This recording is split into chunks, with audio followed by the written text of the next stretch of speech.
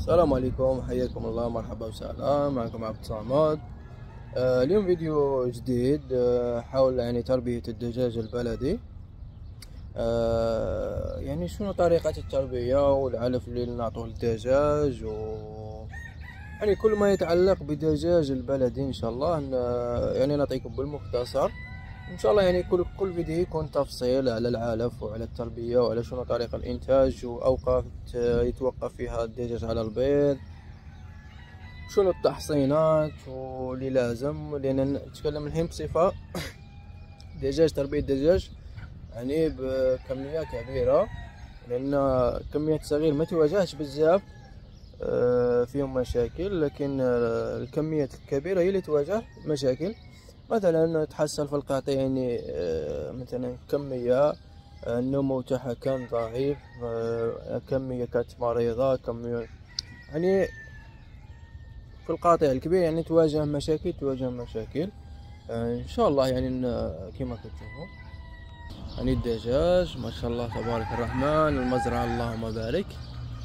كما كتشوفوا الدجاج في كل مكان ما شاء الله تبارك الرحمن. بخصوص الأكل المقدم لهم الحين نعطوهم احنا في هذا المكان ما شاء الله تبارك الرحمن.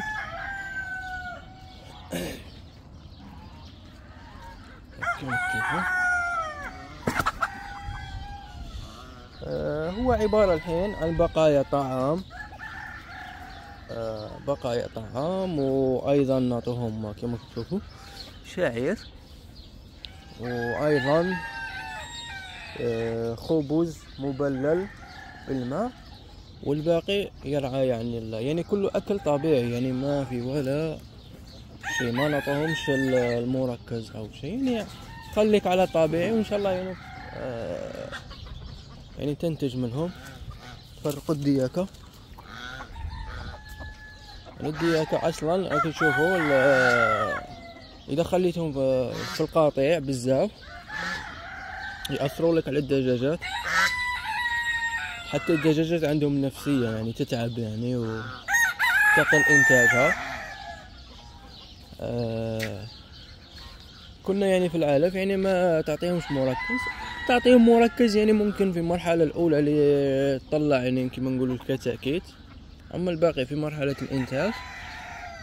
لأن في شيء ملاحظة، شوفوا ما شاء الله تبارك الرحمن، الدجاج البلدي هو من طبيعته ما يبيضش بزاف، ما عندهش معدل عالي في انتاج البيض، كما نقولوا مش كيما التجاري تعطي علف مركز، لان عنده معدل انتاج عالي للبيض، لازم له طاقه، لازم له بروتين، لازم له املاح، لازم له شيء كثير باش ينتج لك، يحافظ لك على نظام تسلسل البيض حقه، ما يقلش عنده الانتاج. اما البلدي عكسه، هو يعتمد بصفه كبيره شنو متوفر في الارض هذا وينتج بيض، لكن مش بالكميه، ممكن نهار بنهار، يومين بنهار، ويتوقف هو فتره طويله، فتره تغيير الريش يتوقف ممكن 3 شهر 4، على حسب النظام اللي يكون متوفر عنده، شنو المصادر اللي متوفرة عنده. هذا اللي كاين. وبخصوص التحصينات، هو من الأحسن كما نقولوا تحسن كل 3 أشهر، تحسن كل 3 أشهر، أو ممكن تتأخر أو تزيد، لكن في هذه الفترة تحسن. نيوكاسل، جمبورو، أغلب الأمراض المنتشرة، خاصة أنا أتكلم عن الكميات الكبيرة، لأنه هو التحصين يكفي 1000 دجاجة أو 1000 كتكوت أو نفس هذا، المهم 1000 حبة. ثاني نفس اللي قلت لك، تتحسن احسن 3 شهر باش تتفادى الموت القطيع الفجأة. لان اذا حكم عندك الفيروس، مثلا اذا عندك 1000 حبة ممكن اذا اعطيتهم ادويه وعطيتهم هذا ممكن تبقى لك مياه، يعني يقضي لك على المشروع يعني ب90% يقضي لك. وصعب حتى الدجاج اللي يبقى يعني يرجع مريض والبيض حقه اذا فقسته يعني يطلع كتاكيت، يعني مناعتها ضعيفه، لانه هو يقضي على الفيروس، يقضي على المناعه اطلاقا. يعني الدجاج يبقى غير نافع، احسن تغير كامل القطع.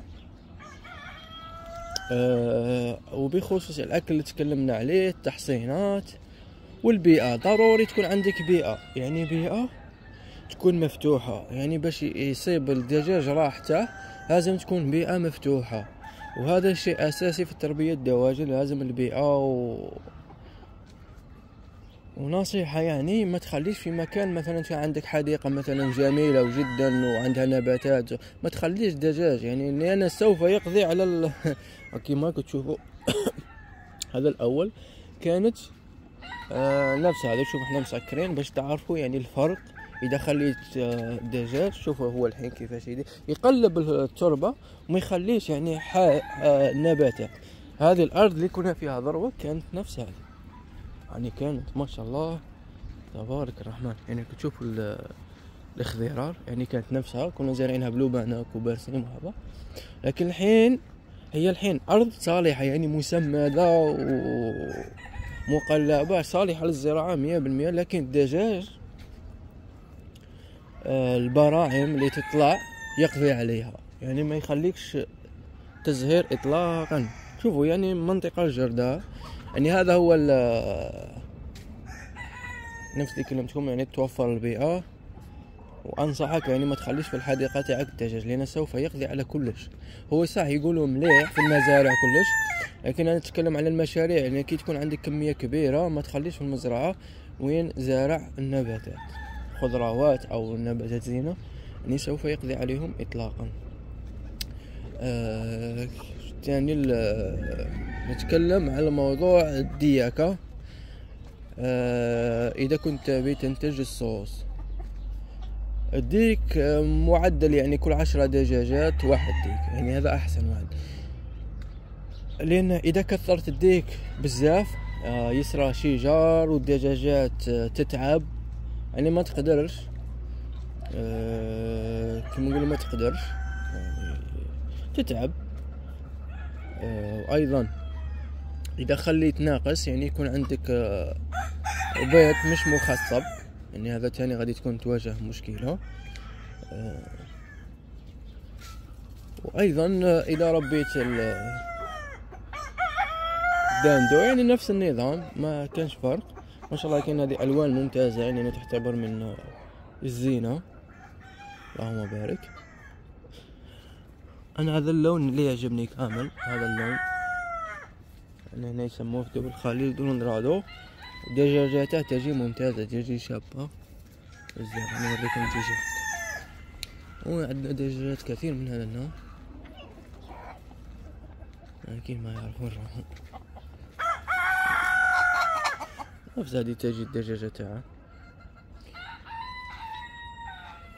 نفس هذيك لين لكن ما يبينوش لأنه مكان واسع.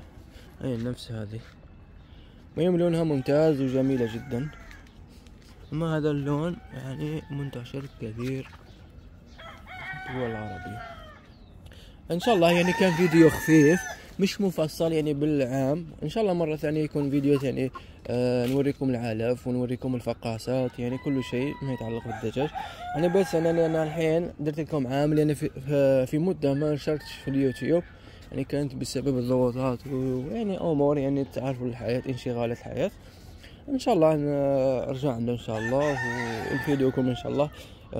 اي خبرة عندي ان شاء الله نفيدكم بها. وحياكم الله، وما تنسوناش يعني بالتعليقات يعني شنو تبوا المواضيع اللي نتكلم فيهم مستقبلا والملاحظات. وحياكم الله.